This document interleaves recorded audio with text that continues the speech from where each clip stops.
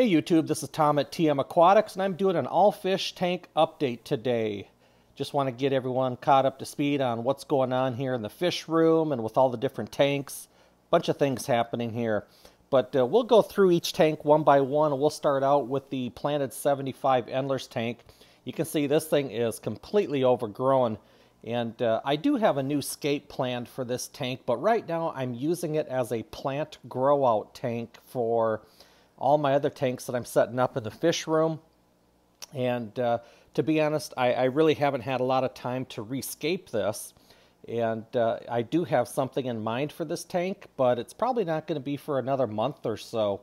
But you can see it's just loaded with endlers in here. There's probably 300, maybe 350 endlers in here. Just a ton of fry. Everywhere you look, you're going to find some fish in here. And I'm going to be thinning the colony out a little bit here on the 28th. We have a local fish club auction, and I'm going to sell 2 dozen of these endlers. I'm going to have 2 bags. Each one's going to have a dozen, and I'll probably put in 2 males.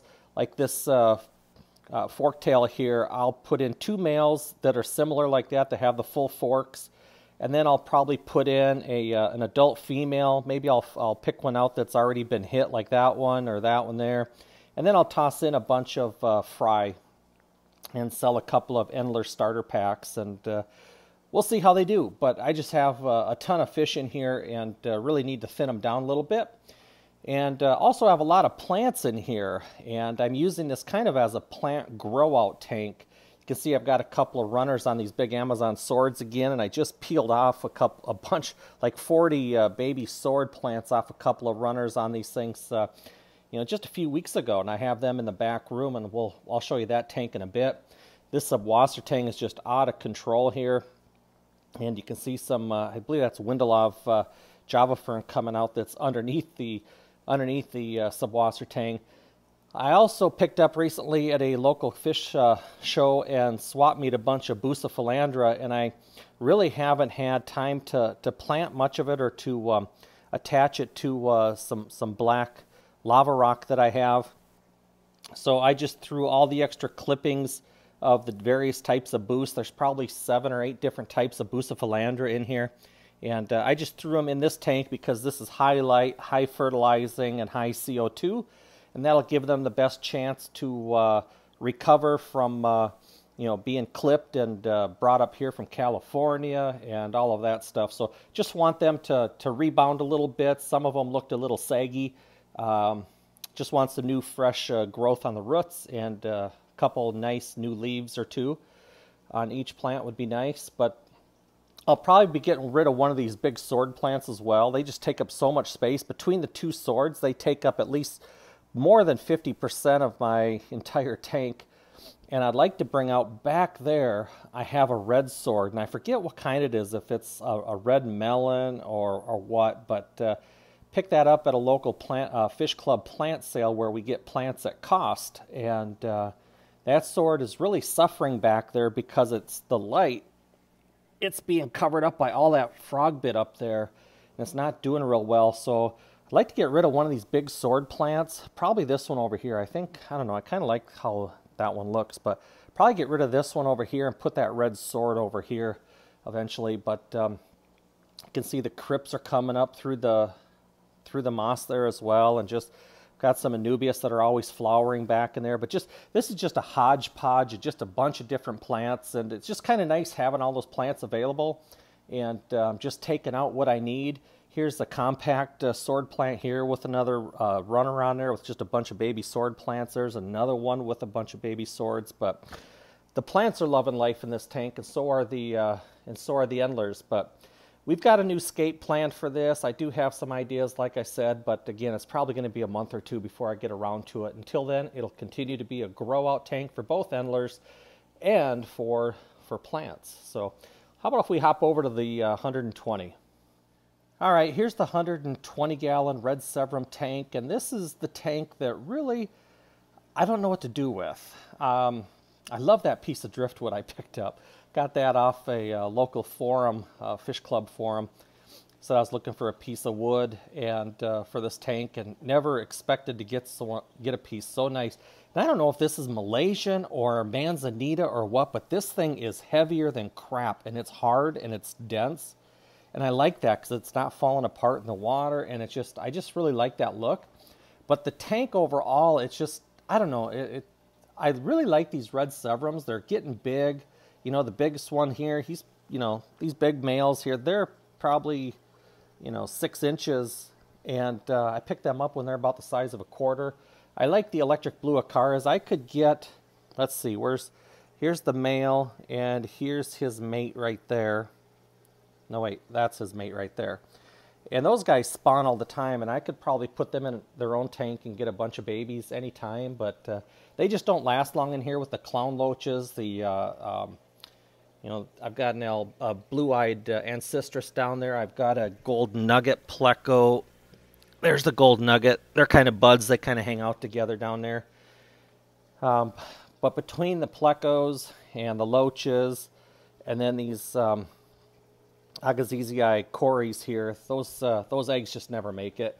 But I'm thinking about getting rid of the roseline sharks because they're just so jittery. And even though I've had them since they've only been about 1.5 inches, 1 3/4 inches, you think they'd be used to me by now, but they're not. And anytime I approach the tank, they just go ape shit, and it just sends the entire tank into a mad hysteria, and everybody starts to stress out, and I don't know. So I think I'm going to get rid of those maybe this weekend. My LFS is going to give me like $10 a piece for them.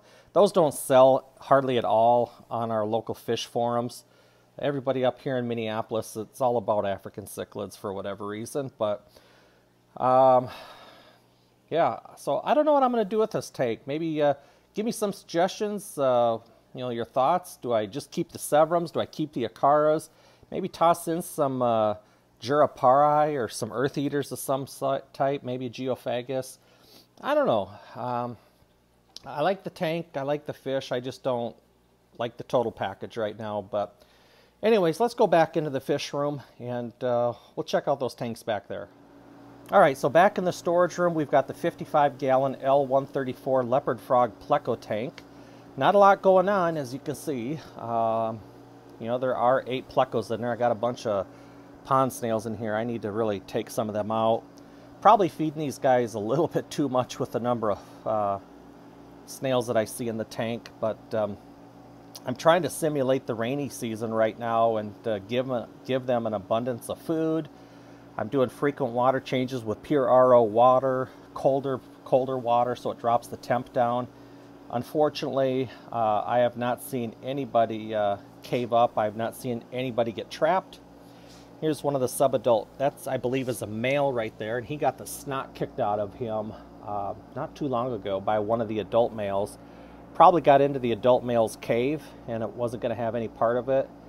And the top of this fish was just rubbed raw down to bare skin almost, and you know, it looked really bad to the point where I was thinking about like an antifungal or antibacterial treatment, the medication in the water, but I decided to hold off and just kept up with the regular water changes, and through the miracle of just nice, clean, pure water, it's healed up great on its own. There's another one that likes to, this one does not cave up, likes to stay between these caves. I'm just going to guess that it's probably a female. This is a female right here in that cave. Over in the DIY slate cave, there's a female back in this cave here. I don't know if you can make that out at all. And then let's see what else we've got. A male is in here. There's a female that's moved into this cave here, and then my other adult male is in this cave here. Somebody got into a scuffle last night because that cave was not cockamamie like that.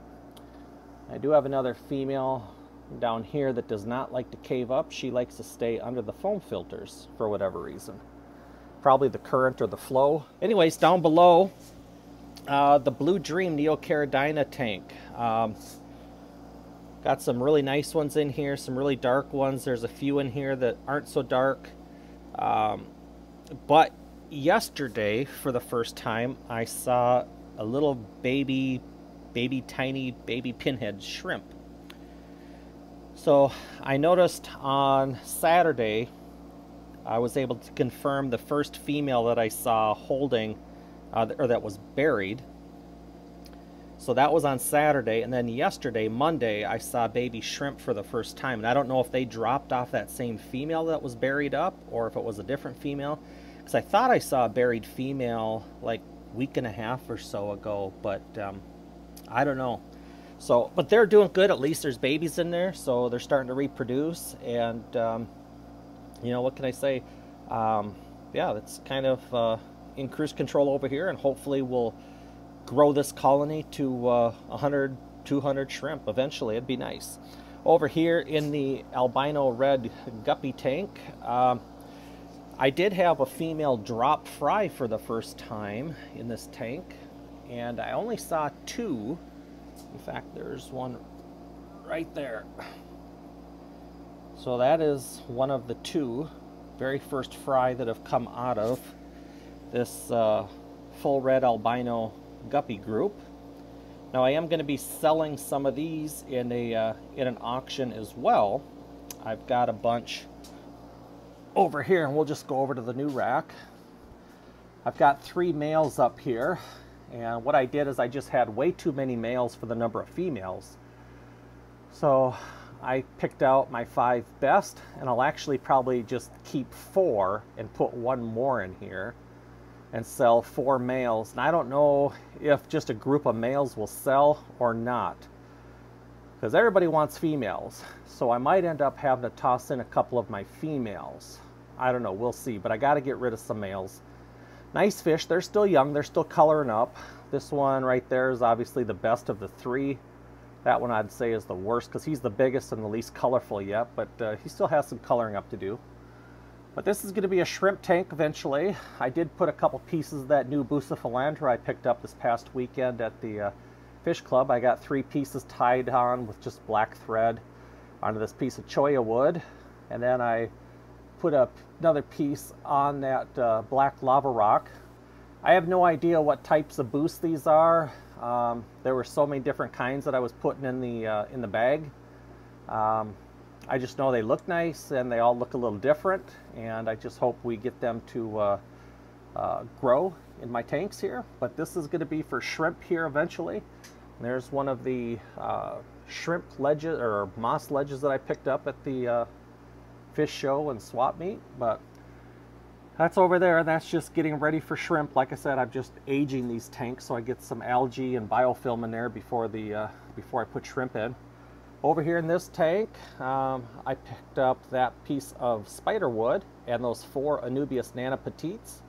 I've got them super glued onto that piece of driftwood. I got a little too much glare. I'm going to move my little step ladder over here. So there's a new piece of spider wood and those little Anubias Nana Petites. Tied on some Ocelotestanque onto one of those pieces of cholla wood. Here's another bucephalandra fragged on a piece of black lava rock. And I did order more of those moss ledges, so I'll have 1 or 2 moss ledges in here eventually as well, and get that moss off the gravel. I don't want any of the moss on the gravel, and I think I'm going to rethink this here. I tied some moss on there with a couple pieces of Java fern, and I might rip that moss off and redo that. But up here I just have some scud endlers, some mixed endlers that I was given, and they're just helping keep that tank cycled and getting this ready for shrimp as well. All right, so down below the 20 longs on the left here in the middle rack, we've got a 20 high. You can see I put one of the moss ledges down here. Got a couple pieces of Anubias Nana over here that came out of the 75 gallon. And then that other piece of spider wood that I picked up at the local swap meet. And there's a couple pieces of bucephalandra on there. And there's only 2 pieces of boost on there. Those are 2 big pieces. And that one there is flowering. So I hope those continue to do well, and hopefully they don't melt back as they adjust to my water. But in there are just some scud endlers, and again, they're just helping keep that tank cycled, help age the tank, get it ready for shrimp. But I'm digging that piece of spider wood and those bucephalandra. I'm really digging those. So anyways, to the right of that is the Ocelotestanque, and they've been doing a lot of courting lately, and I wouldn't be surprised if a couple of these females have some eggs in their shells, because there's a couple that are really protective of their shell. Bottom's getting a little dirty. I'm going to have to do a light cleaning. I've got some brown diatoms growing on the sand there. But we'll get this cleaned up. But yeah, a lot of courting action going on in this tank, and a lot of fighting, like always. But if you haven't seen the recent video I posted showing some of the courtship behaviors of these gold ocelotus, I posted it on my YouTube channel a couple days ago, so go back to my channel and check it out. But these guys are doing great, and I fully expect to have baby ocelotus fry within a month. So maybe the first couple spawns aren't going to work out. I still have to, actually what I need to do is get a couple more rocks, but we're still in full winter mode here in Minnesota. I mean, we just got clobbered with some snow last week, 8 inches. We're going to get some more this next week. And winter has not, or spring has not arrived here. So when it does, I want to go out to a local site where they're building some new houses and get some more rocks. And I need to break up the line of sight and create some defined territories for the males, because they will munch on the other males' fry. And it's just been recommended by a couple of people that are pretty experienced in Tanganyikans and these shell dwellers with these ocelotus especially, to break up the line of sight and create some defined territory. So there'll be a group of shells over here, there'll be a couple of rocks in the middle, then I'll have another group of shells back here, maybe I'll have a couple more rocks and create like a third territory back there. I don't know if the tank's big enough for more than 2 males as they get older, but yeah, we've got a little rearranging to do in this tank. But yeah, hopefully we have some fry anyways within the next few weeks. Down below, these are the Gynocara Strigosais. They're doing really good. And there's one of the Wildcat L260s. I picked up 3 this past week from Freshwater Exotics, 2 smalls like this here, and then a larger fully grown 4-inch. Sadly, the large adult did not make it. I don't know what happened. I've never lost a fish like that in a long time since I've kept discus, and I have no idea why that adult L260 did not pull through, but it didn't. Disappointing. But the 2 smalls seem to be doing real good. And I don't see any leftover food in the morning, so I'm assuming they're eating. The Strigosai are eating, and though you can't tell, they are growing. And yeah, I don't know. I think maybe the pH was just a little too high. The pH was about 7.8, and maybe that's a little too high for wildcats. So I did a big water change, and I've been bringing this pH down. It's probably down to about 7.3 right now, but I'm trying to get it down to 7 to help these little plecos out. But they seem to be doing okay. There's the new caves I got at the swap meet, that small one on the left, and then that one right there.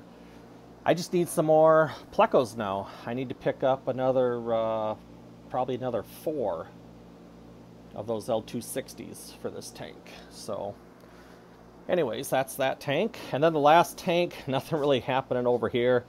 Just growing out some sword plants. Those came off the mother plants in my 75. And I'm just trying to grow those out. It's a fully dirted tank. And I'm just trying to grow these out for the fish auction that we have with our local club on the 28th of April. But, you know, there was a little bit of melt and dieback, but they're rebounding. And, you know, there's new growth continuing to come out. So they're shooting out new leaves and doing their thing. So I just hope they're big enough and healthy enough by the time the auction comes, because I really want to get this set up for more shrimp. And it's kind of bumming me out that this tank is being occupied for something that it wasn't planned for. So again, I just hope that pays off at the auction, and it, you know, I make a couple bucks off those swords. It'll be very disappointing if these swords aren't ready. Got what, 3 weeks, less than 3 weeks, about 2.5 weeks to get these things ready, and I'm just not sure that the plan's going to be executed as designed. So, but anyways, that's it, folks. That's just kind of a quick rundown of all the different tanks that are up and running right now. And I still need to pick up a 40 breeder for over here. And then I really want to get started on this rack over here and get that 40 long up above that 55. And that's that. Oh, and then my free shrimp poster, got that framed up. But oddly enough, the frame's just a little too big. But I need to get that mounted to the wall. But kind of a nice poster. Saw them on Amazon for like 20 bucks. They were handing them out free. Yeah, what are you going to do? Anyways, that's it. Appreciate everybody watching. If you haven't subscribed to my channel, please do. We've got some pretty exciting things coming up here. And hope you can join me on this journey. If you could hit the like button on your way out, put any comments, questions down below. And like always, folks, until the next one, we'll catch you all later.